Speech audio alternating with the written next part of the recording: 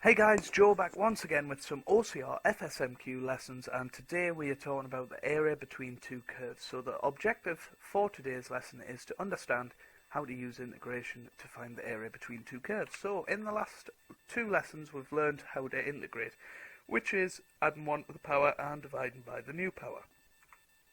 And we've learned how to integrate between limits, which is that, so the integral between b and a, integrating with respect to x, and then putting your b through and your a through and then subtracting them. So easy peasy it should be once you've practiced that a few times. When you're talking about definite integrals, remember it's plainly just putting the numbers through, but when you're talking about area you need to remember the geometry of the graph, and if it goes under the x-axis you're going to have to think about putting up artificial goalposts in and then working from there. But today we're going to learn how to find the area between two curves. Now, the way to remember this is by integrating both pieces of algebra and use the picture to help you. So we work out the area between the two curves by integrating, then subtracting the bottom from the top, or in simple terms, the way I like to think about it is this. So you've still got your limits of b and a, but now we're talking about the ceiling and the floor, top take bottom.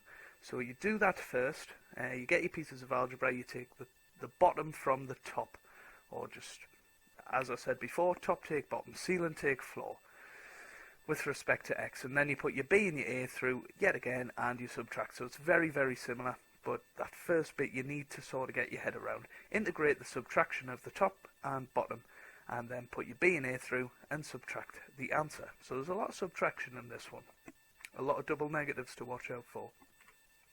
But here's my example. Find the area enclosed by the curves y equals x squared plus 1 and y equals 9 minus x. Now, a classic first question to this would be, where do the curves meet? Prove by algebra, whatever. So that's what we're going to do. First, let's find where the two curves meet to find our limits. That's where our goalposts are going to go up, funnily enough. I know that's a phrase I use all the time, but never mind. Remember to find where curves meet. We set them equal to each other.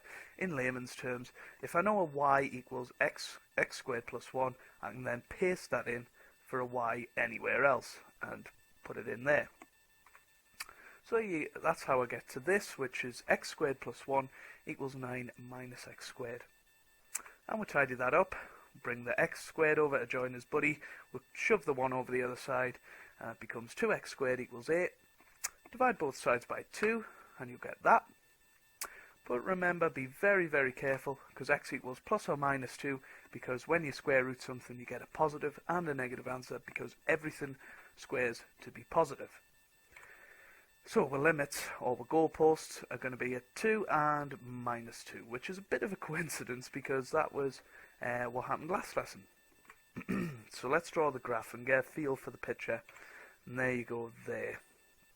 The curve that's upside down, up like an N shape, is y equals 9 minus x squared. And this right-sided, this U shape, basically. I was trying to be clever with my words, but messing it up. And this U shape is the graph y equals x squared plus 1. So they're probably in the wrong place label-wise, but it doesn't really matter. So put up the goalposts, remember they're at 2 and minus 2, like that,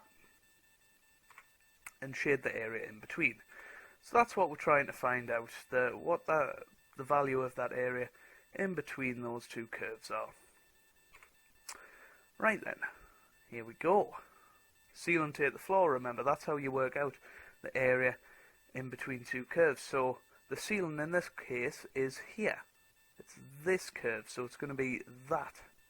And the floor in this case is this bit, which has the algebra of that. So if we do the ceiling take the floor, we're going to do 9 minus x squared, all subtracting all of x squared plus 1. So be very, very careful, and you end up with that. And that's very easy to integrate. Adding 1 to the power, dividing by the new power. If you really, really wanted, you could take a factor of 2 out and have 4 minus x squared, but there's no real point in doing that here. And you get that. and you put your 2 through, you put your minus 2 through, and you end up with that. Subtract your answers, and you end up with that tidied up,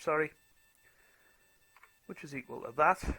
Double negative there, so you end up with 64 over 3 units squared. So that is the area in between those two goalposts. And remember, it's units squared because we're talking about area. Let's do another example then. Find the area enclosed by the curves y equals 2x plus 3 and y equals x squared minus 4x minus 4.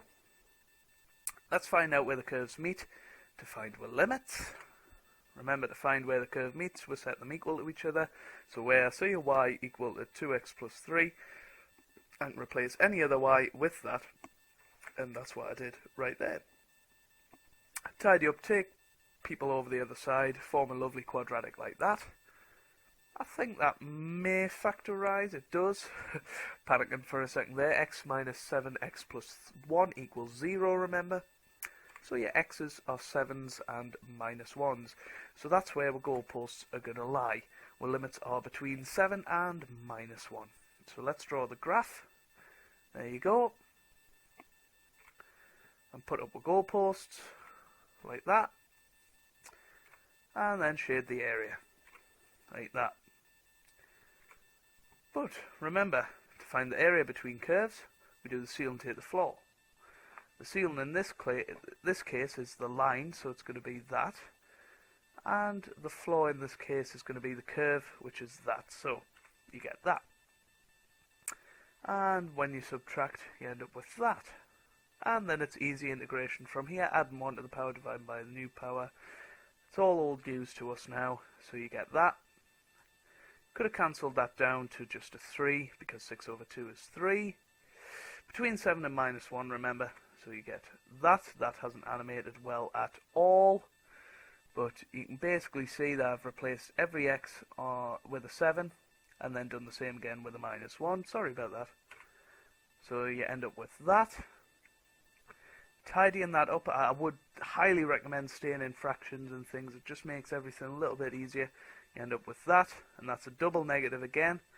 So you end up with 85 and a third units squared. So that is today's lesson. There's a lot to take in again, and there's most definitely probably mistakes within this PowerPoint. But you know, leave your comments down below as to what you think of it, whether you found it helpful. If you have, leave a like. I'll answer any questions down below in the comments. And yeah, best of luck with your FSMQ.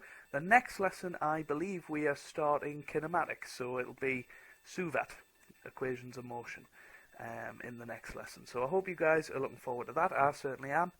And I shall see you in a couple of days' time. Bye bye.